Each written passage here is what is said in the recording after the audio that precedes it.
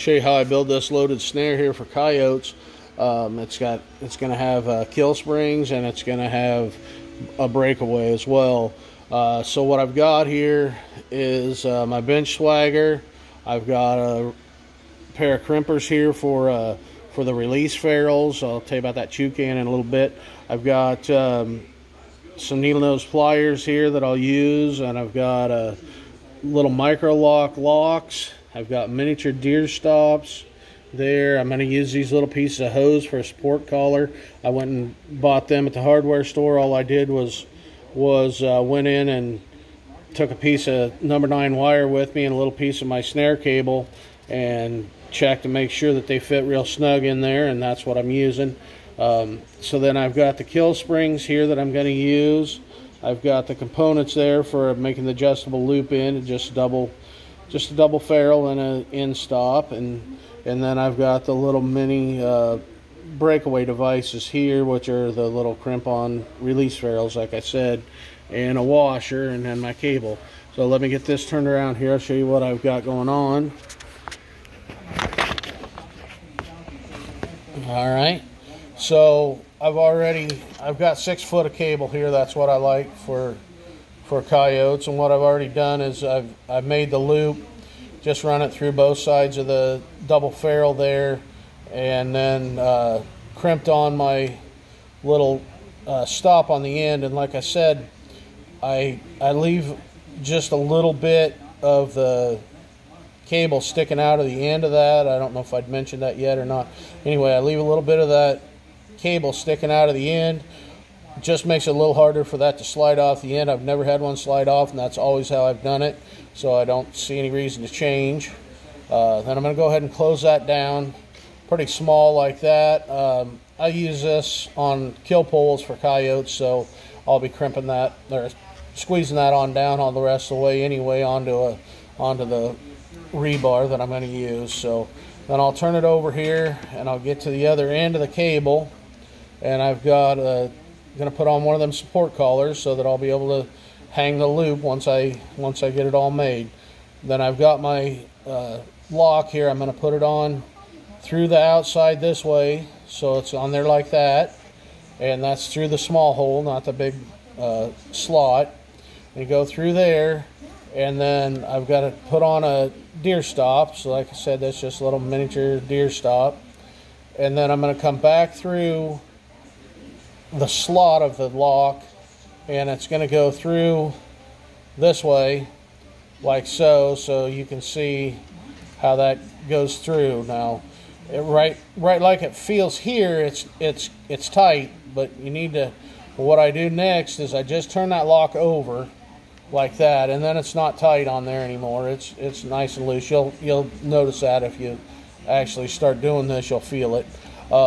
But what I want to do is I want my cable, it already wants to curl this direction like that loop is, and so since it wants to go that way, I'm just going to help it go that way.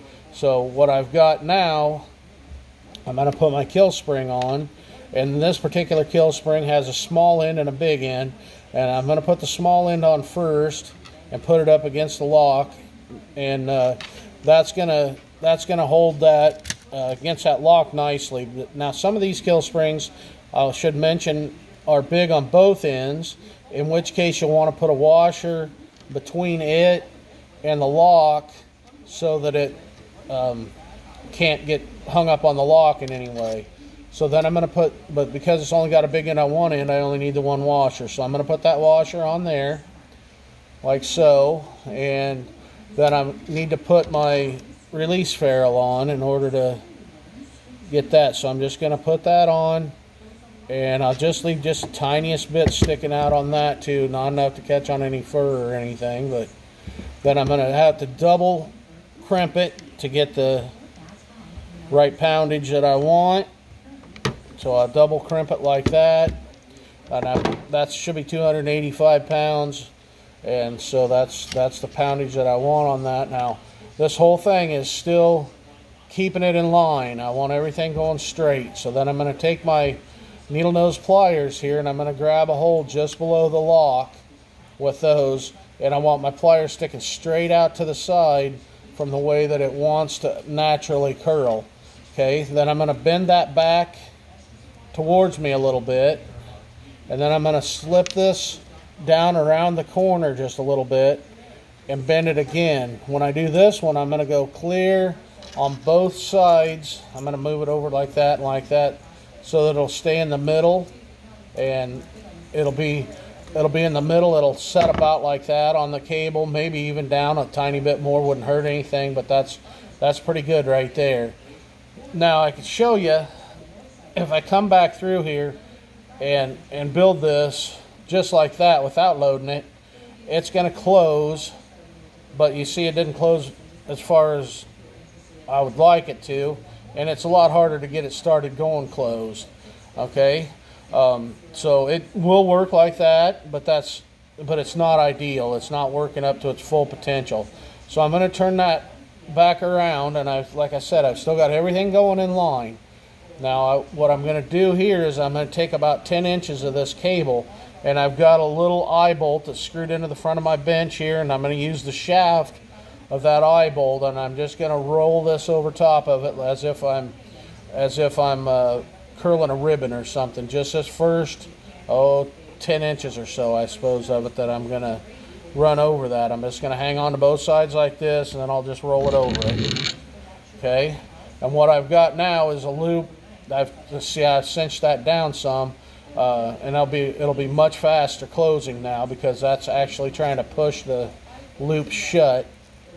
So I'm going to go back through the lock now and get it hanging nice and straight like so, and then you'll see that it's way faster, and it goes way down, all the way down now. When you can see there, it slipped like it wants, because this is actually trying to close down smaller, so it actually wants to close, and it's super fast now. And then, but I've got to set this deer stop yet. We have to have a deer stop set at 2.5 inches to be legal. So this chew can just happens to be 2.5 inches. So what I'm going to do is I'm going to put that deer stop on right there, and I'm taking into account a little bit of this cable down in here and all of that, but it's still a legal 2.5 inch loop. And I'm just going to use the tip of my bench swagger just to pinch that down just a little bit so it won't move. Okay, and then we've got the whole snare made here, like I said, super fast. So I'm just gonna put it about, I make a loop about that size, and then I'll just double it like this, and then come back through 2 or 3 times here, just enough so that they don't all tangle up when I got them in the truck. And that's the whole snare. So hopefully that helps you out.